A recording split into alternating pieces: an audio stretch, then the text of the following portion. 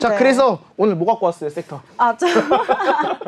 네, 저는 오늘 반도체를 가지고 왔습니다. 반도체. 네, 반도체 중에서 HBM을 좀 가지고 왔거든요. 좀 관심 있게 보고 있는 그런 섹터이긴 해요. 네. 왜냐하면 그 이유가 지금 챗 GPT가 나온 이후로 마이크로소프트가 시가총액 1위 애플을 좀 뛰어넘을 것이다 라는 이야기가 계속 나오고 있습니다. 네. 그래서 AI를 좀 관심 있게 지켜보는 게 좋겠다라고 생각을 했고요.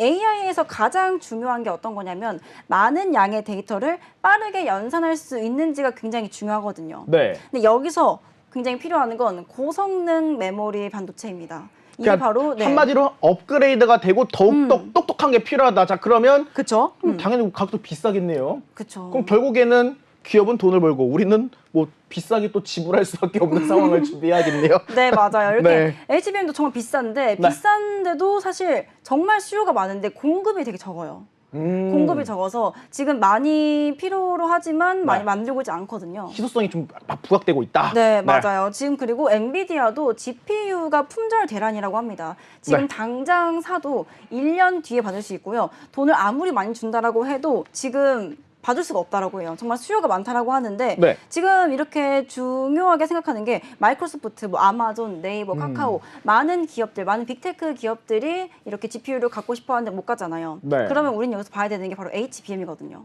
HBM 봐야 되구나. HBM 네. 왜 적은지에 대해서 좀 알아봤는데 네. SK 하이닉스가 네. HBM 만드는 거를 원래 많이 만들어내는 조금밖에 못 만든대요.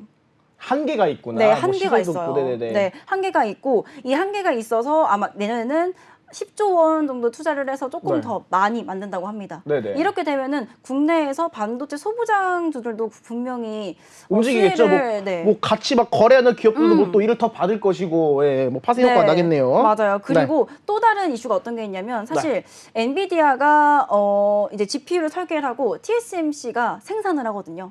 이제 엔비디아가 네. 페미니스고 TSMC가 거의 파운드리라는 거죠. 네. 그런데 이렇게 TSMC가 파운드리 생산하는데 HBM이 없으니까 못 만들잖아요. 네. 그런데 또 문제가 있는 게 TSMC가 반도체가 없는 것도 없는 거지만 네. 만들기도 좀 어렵대요. 많이 못 만든대요. 조금밖에 못 만든대요. 근데 지금 사실상 그 어떻게 보면 그 반도체에서 우리나라의 삼성전자가 대표적으로 앞서갔는데 뭐 지난 팬데믹 이후에 제가 알기로는 TSMC가 강력하게 따라오면서 맞아요. 지금 사실은 그 국가 그 종합 지수에서도 대만이 지금 TSMC 때문에 우리나라 지금 빠르게 출하는 걸로 알고 있어요. 자, 그런 TSMC가 정말 그렇게 빈약한 점이 있었나요? 네, 사실 이렇게 뭐 HBM이 많이 부족하기 때문에 네. 원하는 GPU를 못 만들고요. 조금밖에 못 만들어서 아마 내년에는 2배 이상 만든다라고 전망까지 하고 있다고 합니다.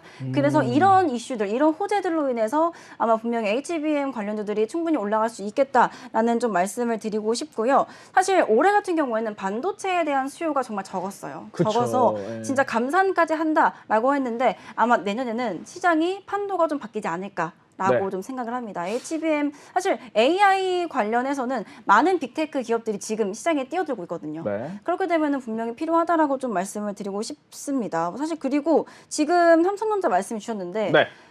삼성전자도 노력해야죠. 어떤 걸 하고 있냐면 지금 3D 패키징 사업을 이제 앞으로 한다고 합니다. 이제 패키징 사업도 하고 네. HBM도 만들게 되면 이 두 가지를 다 하는 기업은 삼성전자밖에 없대요. 네. 이래서 엔비디아와 내년 하반기에 이제 손을 잡고 한다라는 이슈를 받고 한번 부각받은 적이 있었는데 네. 이렇게 되면은 이제 국내에서도 반도체 소부장 관련주들 SK 하이닉스나 삼성전자에 들어가는 그런 기업들도 관심 있게 좀 지켜보시면 좋을 것 같지 않나라고 생각을 합니다.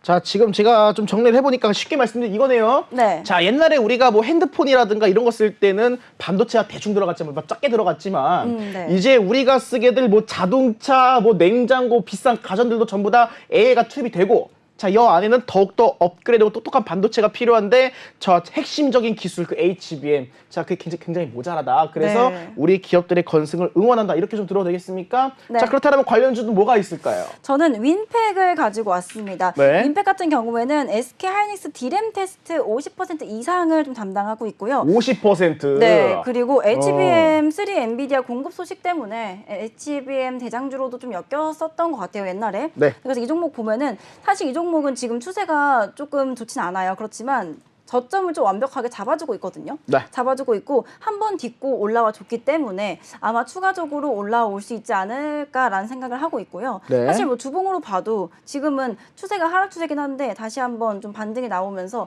내년에는 추가적인 상승이 좀 기대되지 않을까라고 생각하는 그런 종목입니다. 네, 자산 총계 대비해서 시가총이 굉장히 매력적입니다. 자, 강루비 특별 패널님께서 갖고 오신 윈팩 잘 들어봤고요.